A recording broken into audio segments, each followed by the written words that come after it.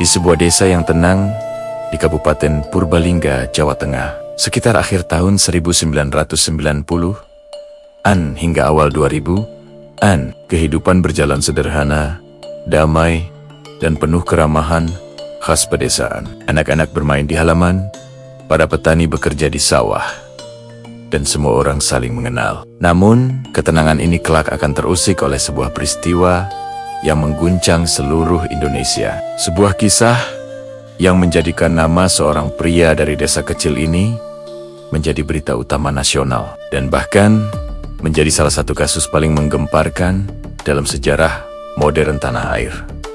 Pria itu bernama Sumanto. Namanya tiba-tiba memenuhi halaman depan surat kabar, menjadi sorotan utama di layar televisi, dan topik diskusi di warung-warung kopi hingga ruang-ruang keluarga di seluruh negeri. Siapa sebenarnya Sumanto? Bagaimana seorang pria dari desa terpencil bisa melakukan tindakan yang begitu mengejutkan? Sejak kecil, Sumanto dikenal sebagai anak yang pendiam dan cenderung menutup diri. Ia tumbuh dalam kondisi ekonomi yang sangat sulit. Kehidupannya tidak stabil, sering berpindah-pindah tempat tinggal bersama keluarganya.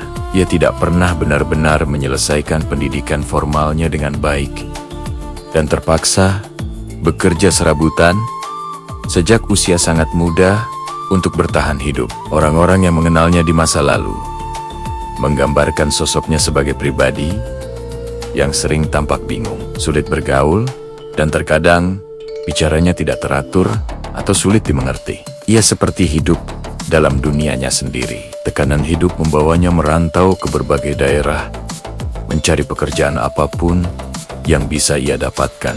Ia hidup sendirian, jauh dari keluarga yang bisa memberinya dukungan atau bimbingan. Kesendirian yang panjang ditambah dengan kondisi mental dan psikologis yang semakin tidak terarah, akhirnya membawanya ke sebuah jalan yang gelap. Di tengah kekosongan dan kebingungan itulah ia kemudian terlibat dalam sebuah peristiwa besar yang kelam. Sumanto melakukan serangkaian tindakan yang tidak hanya melanggar hukum, tetapi juga melanggar norma kemanusiaan paling dasar. Tindakan Jang ketika terungkap membuat seluruh negeri bergidik ngeri.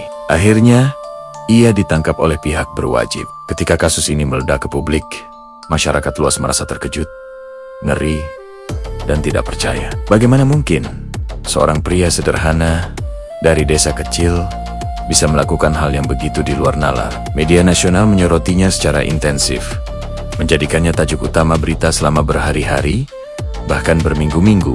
Setiap detail kehidupannya dikupas, setiap sudut pandang dibahas, dan namanya menjadi sinonim dengan kengerian. Namun, kasus Sumanto ternyata lebih dari sekadar berita kriminal biasa. Kasus ini membuka diskusi yang jauh lebih dalam di tengah masyarakat, yaitu tentang kesehatan mental.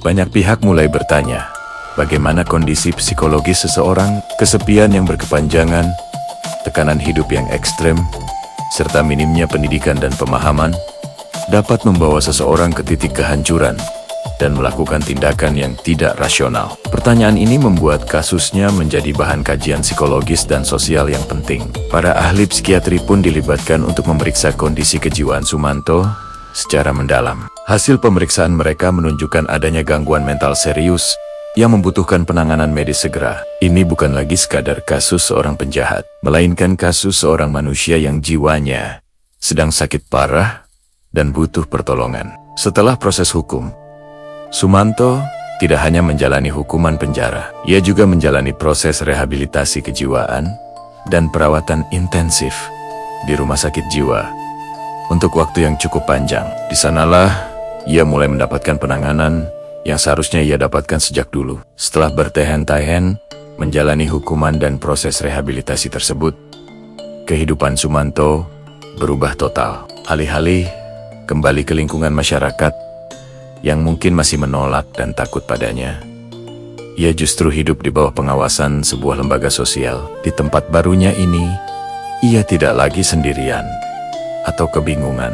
Hari-harinya diisi dengan aktivitas sederhana yang menenangkan. Ia belajar bertani, merawat hewan ternak, dan yang terpenting, mengikuti pembinaan rohani secara rutin. Dalam beberapa kesempatan langka, Media sempat mewawancarainya setelah ia menjalani masa hukuman. Sosok Sumanto yang terlihat di layar kaca kini jauh berbeda. Ia tampak lebih tenang, bicaranya lebih teratur, dan sorot matanya tidak lagi kosong. Sesekali, ia bahkan mengungkapkan penyesalan yang mendalam atas perbuatannya di masa lalu, serta harapan tulus untuk bisa memperbaiki diri dan menjalani sisa hidupnya dengan baik.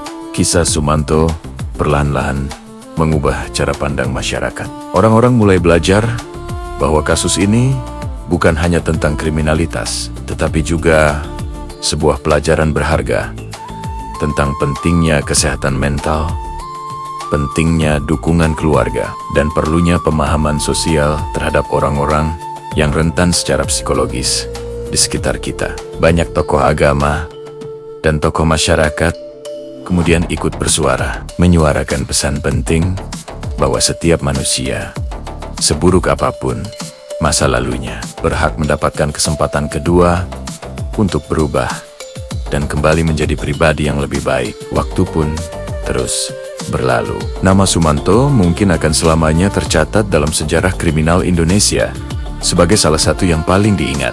Namun, kisahnya juga menjadi contoh nyata bahwa penanganan yang manusiawi, yang dilandasi dengan kasih sayang dan ilmu pengetahuan, jauh lebih baik daripada sekadar menghakimi dan mengucilkan. Kini, ia menghabiskan sisa hari-harinya dalam kesederhanaan, jauh dari hiruk-pikuk pemberitaan media, berusaha menjalani hidup yang tersisa dengan tenang dan damai. Kisah Sumanto adalah pengingat yang kuat bagi kita semua, bahwa terkadang tragedi besar bisa lahir dari hati yang kesepian, dari pikiran yang tidak pernah mendapat pertolongan, dan dari sebuah kehidupan yang tidak pernah diperhatikan oleh siapapun. Dan di balik setiap kesalahan besar, selalu ada ruang untuk refleksi, pengampunan, dan perubahan. Masyarakat pun perlahan mengerti bahwa memaafkan bukan berarti melupakan.